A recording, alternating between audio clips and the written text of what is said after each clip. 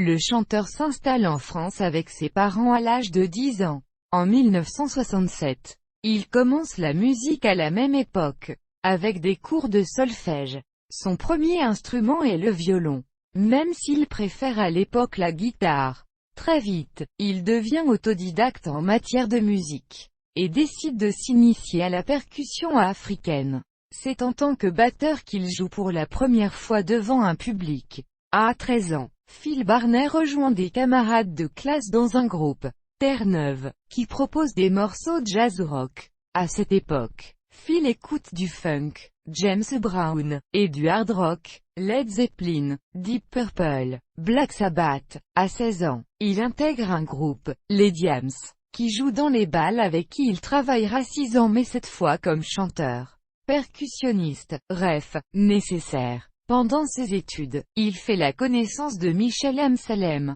un pianiste, pour qui il s'éprend d'amitié et à qui il voue une réelle admiration.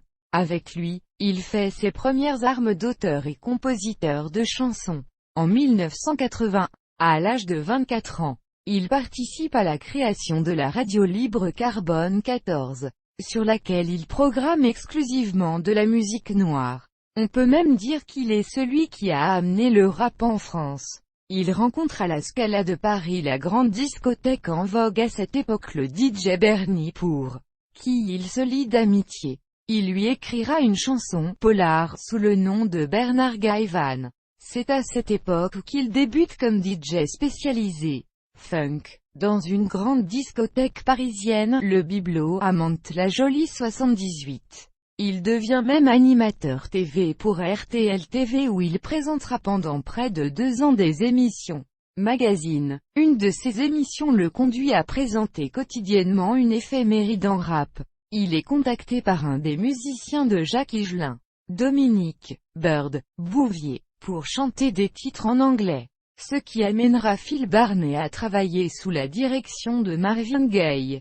Lui-même, il est donc le seul artiste français à avoir collaboré avec ce chanteur américain au château d'Hérouville, studio mythique ayant appartenu à Michel Magne, puis à Laurent Thibault. Phil Barnet commence alors à enregistrer des mini-maquettes à la guitare et tente de les proposer à des producteurs indépendants, ou des directeurs artistiques. Il en rencontre un, mais son premier 45 tours commercialisé, intitulé « Marre d'être seul », avec en face B, Rastaman, n'a que peu de succès. Après un passage à la radio et à la télévision, il enregistre en 1986 son premier vrai tube, Un enfant de toi qui se vend à 15 000 exemplaires par jour. Cette chanson raconte la joie qu'il éprouve en devenant père, contrastée par l'immense chagrin de perdre sa femme au moment de l'accouchement.